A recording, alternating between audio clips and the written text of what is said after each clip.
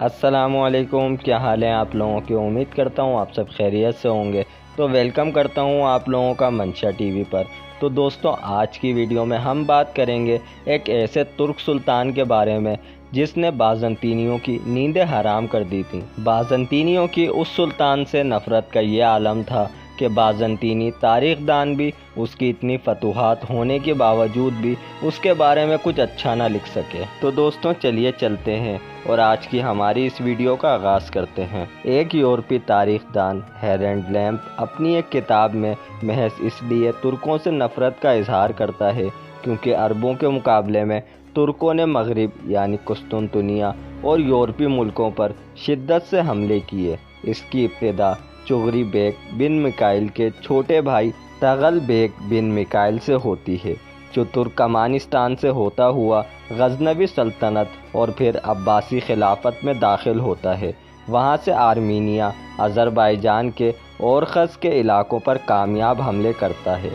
مغربی مورخین لکھتے ہیں کہ یورپ والوں پر تغل بیگ کے حملے ایسے ہی تھے جیسے امیر تیمور کے حملے مشرقی ایران اور ہندوستان کے لیے۔ مغربی مورخ سلجوقی ترکوں کو سخت گیر گروہ قرار دیتا ہے اور اسلام کی اشاعت میں سب سے مضبوط چٹان بھی قرار دیتا ہے، لیکن بجائے تعریف کے وہ ان ترکوں سے شدید نفرت کا اظہار کرتا ہے کیونکہ یہ ترک اسلامی تہذیب کو مکمل طور پر اپنا چکے تھے اور اس کی اشاعت کی خاطر عباسی خلیفہ کو سہارا بھی دیا جو کہ پوری طرح سے گرنے والے تھے، جنہیں اٹھانے میں تغل بیگ کا کلیدی کردار ہے۔ وہ نسب سے ہاشمی ہونے کی وجہ سے عباسی خلیفہ کو قابل احترام سمجھتے تھے اور حربی یعنی جنگی انتظام انہوں نے ہی عباسی خلیفہ سے مانگی اور سلطان شرق و غرب کا لقب اختیار کیا۔ سلجوقی ترک اگرچہ خود مختار ریاست بنانے میں کامیاب ہوئے، لیکن وہ دراصل عباسی سلطنت کے ستون کی حیثیت سے دنیا میں جانے جاتے تھے۔ عباسی خلیفہ کو اپنی فوج کو جنگوں پر بھیجنے کی ضرورت نہیں پڑتی تھی، تمام انتظامات عباسیوں نے سلجوقیوں کے سپرد کر دیے تھے۔ اسی لیے مختصر وقت میں تغل بیگ سب سے بڑی سلطنت قائم کرنے میں کامیاب ہوئے۔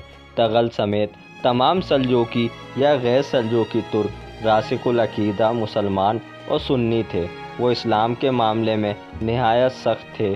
صلیبی جنگوں کے وقت فاطمی سلطنت نے صلیبیوں کا ساتھ دے کر فلسطین میں سکمان بن ارتک سلجوقی کو جنگوں میں مصروف رکھا۔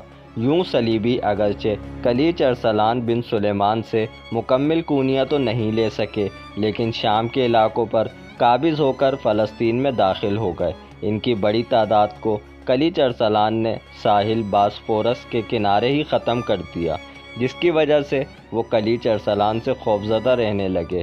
اگرچہ قسطنطنیہ کی طرف سے ان کے لیے بروقت امداد نہیں آتی تو کلیچ ارسلان ان تمام صلیبیوں کا خاتمہ کر دیتے۔ تو دوستوں، یہ تھے وہ عظیم ترک جنہوں نے بازنطینیوں کا دن کا چین اور رات کی نیند حرام کر رکھی تھی۔ آپ لوگوں کو ہماری یہ ویڈیو کیسی لگی ہمیں کمنٹ کر کے ضرور بتائیے گا۔ تو دوستوں، آج کی ویڈیو کو ہم یہیں پر اختتام کرتے ہیں۔ ویڈیو اچھی لگے تو ویڈیو کو لائک کرنا بالکل مت بھولیے گا، چینل کو ضرور سبسکرائب کریں اور اس ویڈیو کو اپنے دوستوں کے ساتھ بھی لازمی شیئر کریں۔ ہم آپ سے ملیں گے کسی اور ویڈیو میں کسی اور نئے ٹاپک کے ساتھ۔ جب تک کہ اپنا خیال رکھیے گا۔ اللہ حافظ۔